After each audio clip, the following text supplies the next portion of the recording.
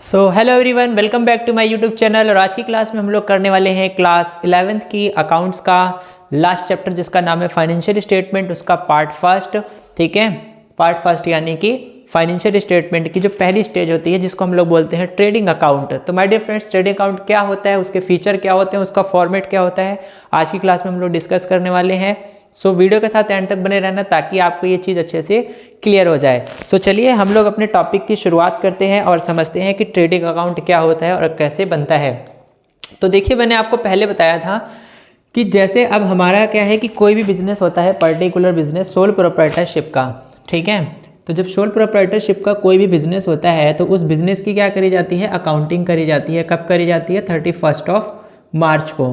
ठीक है, ये रहा 1 अप्रैल से लेकर के 31 मार्च। और इस स्टेज पे क्या होता है कि हर बिजनेस अपना क्या बनाता है, फाइनल अकाउंट बनाता है।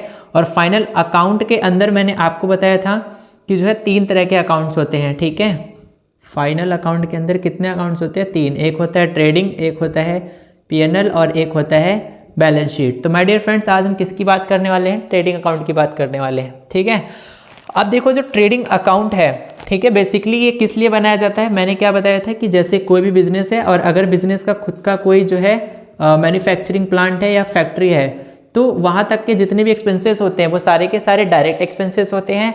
और वही जो डायरेक्ट एक्सपेंसेस हैं उसकी हम लोग कहाँ पर अकाउंटिंग करते हैं? ट्रेडिंग अकाउंट के अंदर करते हैं। तो चलिए सबसे पहले हम लोग ट्रेडिंग अकाउंट की मीनिंग को समझ लेते हैं। तो क्या कह रहा है कि it is the financial statement which shows the result of buying and selling of goods and services. कि भाई ये वो फाइनेंशियल स्टेटमेंट है बिजनेस का जो क्या दिखाता है कि जो है गुड्स को हम लोग बाय कर रहे हैं और बाय करके क्या करेंगे, उसको सेल करते हैं। ठीक है, तो जो सिर्फ बाय करना है, बाय कर यानी कि उसको मैन्युफैक्चरिंग करना भी आ जाता है ट्रेडिंग के अंदर। ठीक है, समझ के चलना। तो बाय करके उसको जो मैन्युफैक्चरिंग करते हैं, जो भी डायरेक्ट एक्सपेंसेस है वो, और जो भी गुड्स को सेल करके हमें रिवेन्यू जनरेट हो रहा है, यानी कि टोटल जो सेल है, नेट सेल है वो। ठीक है, कब? During an accounting period. तो वो हम कहाँ दिखाते हैं? ट्रेडिंग अकाउंट के अंदर दिखाते हैं। तो यही ट्रेडिंग अकाउंट की मीनिंग है कि भाई it is the financial statement which show the result of buying and selling of the goods and service during an accounting period. अब बात करते हैं इसके फीचर की। फीचर क्या है ट्रेडिंग ऑफ जो है फीचर्स ऑफ ट्रेडिंग अकाउंट? तो भाई it is the first stage in the preparation of final account. तो जब कभी भी हम अपने सोल प्रोप्राइटरशिप की फाइनेंशियल स्टेटमेंट को प्रिपेयर कर रहे होते हैं तो सबसे पहला स्टेज क्या होता है? Trading account. ठीक है, सेकंड इसका पॉइंट क्या है फीचर का? It record only net sale और direct cost of the goods sold. देखा क्या बोल रहा है ये कि इसके अंदर सिर्फ हम क्या दिखाते हैं? नेट सेल, यानी कि सेल्स माइनस सेल्स रिटर्न। और साथ के साथ क्या है कि direct cost of goods sold, जो भी हमने गुड्स को सोल्ड करा उसमें से सिर्फ जो डायरेक्ट कॉस्ट है, इनडायरेक्ट नहीं, डायरेक्ट। ठीक है, थर्ड फीचर क्या है? The balance of this account show the gross profit और ग्रॉस लॉस। तो जब इस जो है ट्रेडिंग अकाउंट को हम लोग बनाते हैं तो इसके अंदर या तो हमें ग्रॉस प्रॉफिट मिलता है या तो ग्रॉस लॉस मिलता है। अच्छा, इसको ग्रॉस क्यों बोलते हैं? फिर से बता रहा हूँ, ग्रॉस इसलिए बोलते हैं क्योंकि अभी हमने सारे एक्सपेंसेस माइनस नहीं करे हैं, सिर्फ डायरेक्ट वाले माइनस करे हैं। तो दैट्स वाई यहाँ ग्रॉस प्रॉफिट या ग्रॉस लॉस निकल के आता है। चौथा इसका फीचर क्या है? ग्रॉस प्रॉफिट और gross loss transfer to profit and loss. तो अगर ग्रॉस प्रॉफिट हुआ है तो पीएनएल के क्रेडिट साइड जाएगा और ग्रॉस लॉस हुआ है तो पीएनएल के डेबिट साइड जाएगा। ठीक है, ये है इसके फीचर। तो फीचर रटने की जरूरत नहीं है, समझ लो, आसानी से समझ में आ जाएगा। अब हम लोग इसकी जो है फॉर्मेटिंग कर लेते हैं, ट्रेडिंग अकाउंट का फॉर्मेट कैसा होता है। तो देखो जो ट्रेडिंग अकाउंट होता है हमारा वो कुछ इस टाइप से होता है। ठीक है, ये देखो, ये हमारा ट्रेडिंग अकाउंट। ठीक है, अब ट्रेडिंग अकाउंट में 2 साइड्स होती है, याद रखना। ठीक है, एक होती है डेबिट साइड और एक होती है क्रेडिट साइड। ये देखो, ये रही डेबिट और ये रही क्रेडिट। ठीक है, और ये है हमारा ट्रेडिंग अकाउंट। इसमें यहाँ पर आएगा पर्टिकुलर्स। ठीक है, पर्टिकुलर यानी कि जो भी हमारे हेड ऑफ अकाउंट होंगे वो, अमाउंट।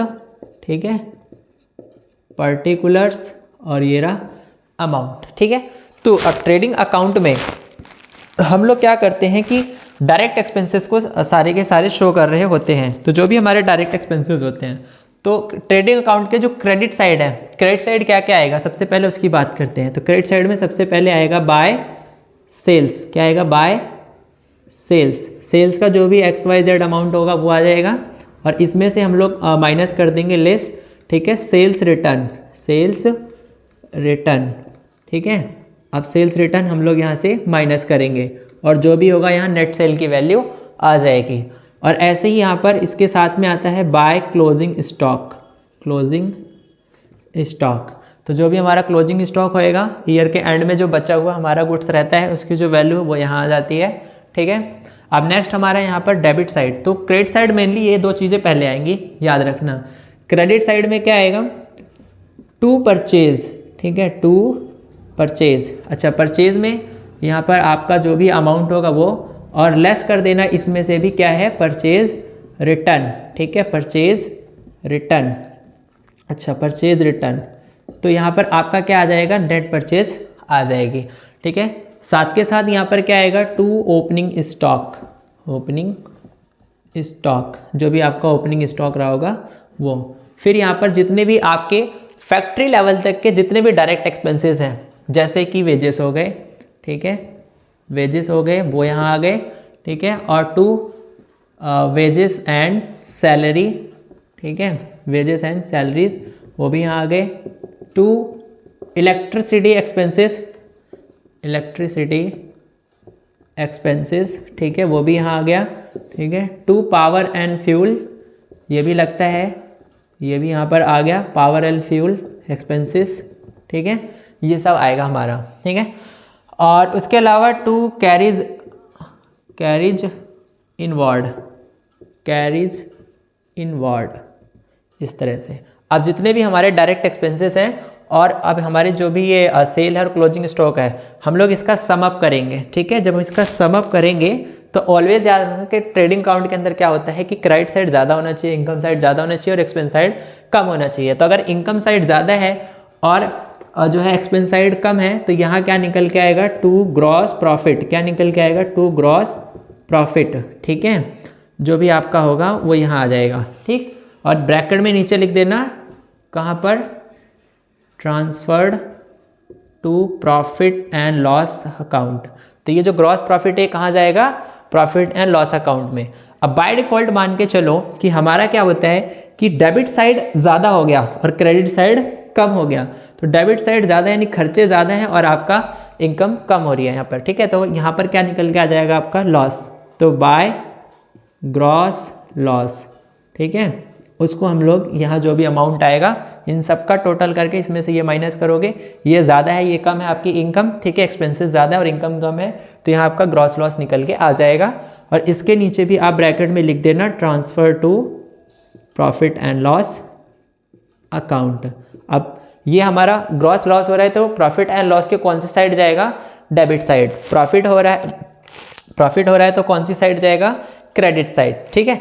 तो बेसिकली ट्रेडिंग अकाउंट बहुत बड़ी बात नहीं माय डियर फ्रेंड्स, यही इतना छोटा सा काम था आपका, ठीक है। बाकी जो एडजस्टमेंट है इसके जो एक एक टॉपिक्स हैं उनको हम आने वाले अपकमिंग सेशन में डिस्कस कर लेंगे। फिलहाल के लिए आप जस्ट एक बिगिनर के तौर पे बस इतना समझ लो कि ट्रेडिंग अकाउंट की मीनिंग क्या होती है, फीचर क्या होता है और इसको प्रिपेयर कैसे किया जाता है। तो आई होप कि आपको ये वीडियो अच्छी लगी होगी, और अगर वीडियो अच्छी लगी तो please like, comment and share, ठीक है। अब हम इसका एक न्यूमेरिकल लेकर के आएंगे और उसके अंदर मैं आपको समझाऊंगा कि जो है ट्रेडिंग अकाउंट को हम लोग कैसे जो है बनाते हैं, ठीक है। सो तब तक के लिए take care, thank you, bye bye.